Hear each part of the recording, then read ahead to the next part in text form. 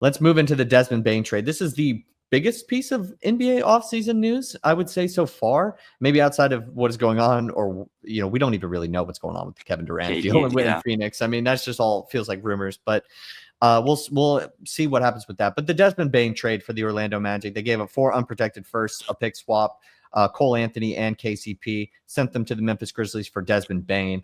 Definitely had a lot of people shocked in a sense. First thoughts on this trade? Do you have a problem with it for the Magic?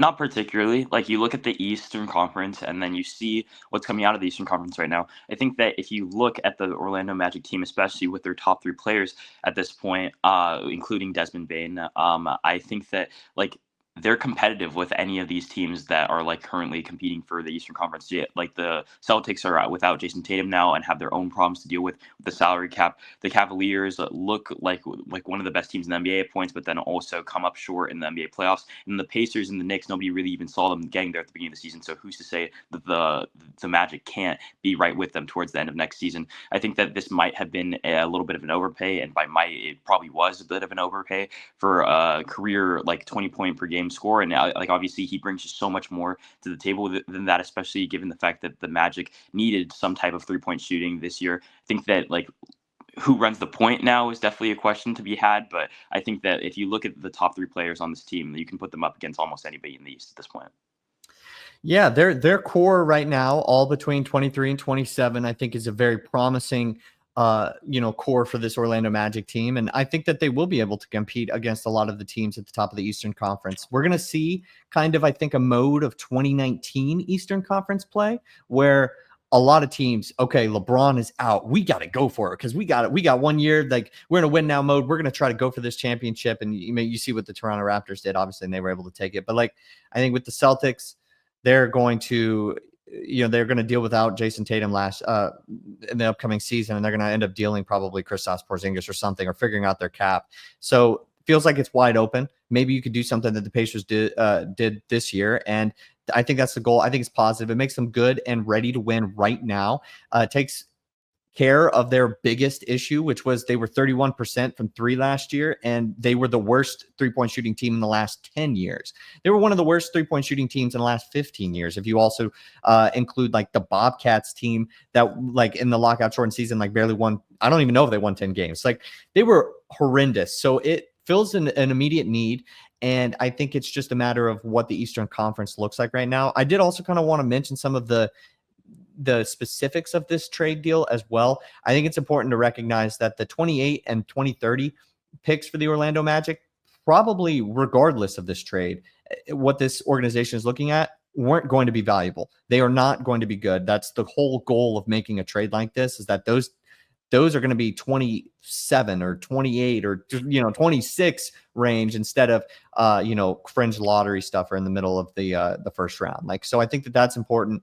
And when you really look at the picks that they gave up, number 16 this year is pretty good, and then the Phoenix pick I know is hurting a lot of Magic fans because they're like, oh my God, what did we give up? Because Phoenix could be dreadful this upcoming year. So I think those are important to recognize as well.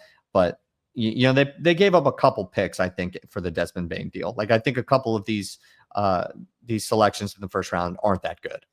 Yeah, do you want to touch on some of the players that they gave up to? Because I feel like some of the people were like, you have like some people on the end of the spectrum who say that this is like a net positive, just losing those players, and then some people were completely outraged on losing the players that you guys did.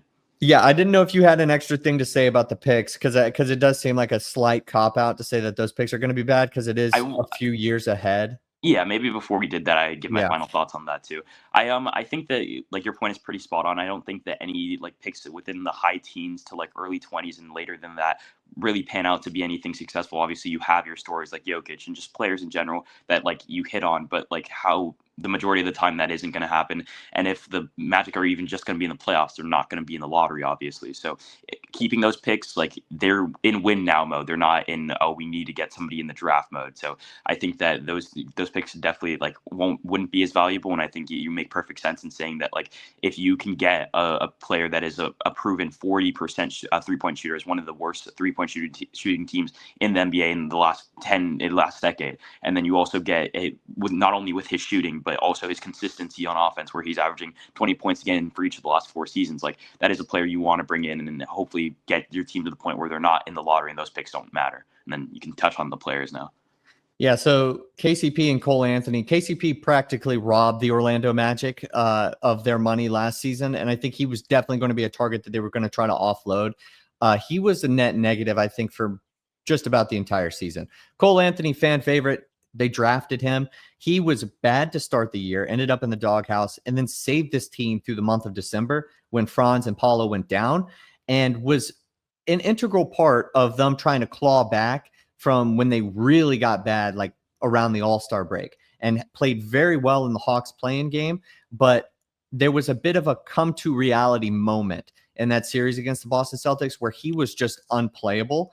And I think that they really like what Anthony Black can do. And I think that's a name that like isn't really talked about as much because his breakout season or anticipated breakout season is going to be next year. And I think that that's a big part of this. So they looked at both those players and said, if we envision ourselves getting beyond the first round and potentially going all the way to the NBA Finals, who is on this team? And I don't think Cole Anthony or KCP were 2 players that were going to be on that team. And I think that they ended up being negatives for a good portion of this last season. And you save some money, and you obviously have to save some money, because you're making the deal for Desmond Bane, who's under contract for a fair amount over the next handful of years. So you're going to have to make a deal. You're going to have to end up giving players away. And I think overall what Desmond Bane can do outweighs what both those guys did last year combined by a lot. And I think it's another important thing to also recognize is that when a team makes a trade before the league year, they are dealing with the contracts of 2025-26, but they are dealing with the cap of 2024-25. So they also had to decline the team options of Gary Harris and Corey Joseph. So they're giving up 4 players. Now, Corey Joseph and Gary Harris, if you keep those guys on the team or you decide to bring them back for the same amount of money, which, is just kind of like fairyland, like those guys are gone essentially. But if you did, the team would still be under the second apron in a sense, and you wouldn't have to aggregate those contracts, yada, yada, yada. But you did. And so you ended up having to also give up 4 players because you're dealing with the 2024-25 salary cap, which hasn't which is the only cap that's set because you don't have the 25-26 cap yet. You only have estimates. It's anticipated to go up 10%, whatever. You get the cap situation. It's kind of complicated, but like they ended up having to give up those 4 guys. And I'm still going to sit here and say what Desmond Bane can bring is more than those guys combined brought last year, all 4 of them. So I still think it's a net positive. It's just about who you think is going to be on this team in this rotation when this team is competing for something beyond the first round. And they're actually competing to win a series. And I think it's a good deal. They're going to have to make some moves on top of this because they still need some other stuff to be shored up. And they're going to have to also figure out their cap situation beyond what they just did. But I think overall it's a positive. And I think I also wanted to say, I don't know if you had another take here, but like, I also wanted to say that the Memphis Grizzlies knew exactly what the Magic needed. They desperately needed a shooter, and not that this was out of true desperation, but the Grizzlies knew they need exactly what Desmond Bane can bring them. And this 28 and 2030 pick isn't good. So, or they probably aren't going to be good. So they knew that this price was, they could kind of string the Magic along here to get a little bit extra. And I think from the Grizzlies perspective, they certainly played their cards right. And they're setting themselves up for a really good retool, I think, for a team that's trying to get a lot better than they were last year. Yeah, no, I think that you covered the majority of the points that I think that are general talking points, and I think you did it pretty well. I think that Thank you, Andrew. Yeah, no problem. From the Grizzlies' perspective, I think that this current iteration of their team isn't looking to be that competitive, honestly. I think that the ceiling for this team is maybe the second round of the Western Conference Finals. So just looking into the future, you still have Jaw, you still have Triple J. They're still both young players, maybe being able to retool around some of the younger picks that you're going to get. And then on the Orlando side, like we covered, shooting was just one of the aspects that they're completely terrible at. They brought KCP in to maybe help that out this year, and he was just too inconsistent at points this season. Was essentially a net negative for you guys. And then Cole Anthony, obviously fan favorite, but like how much was he really providing? You mentioned the Celtics series, so basically like played himself out of that series and made himself unplayable in that series. So when you're just looking at it in totality, it feels like too many aspects of it to say that they didn't overpay a little bit.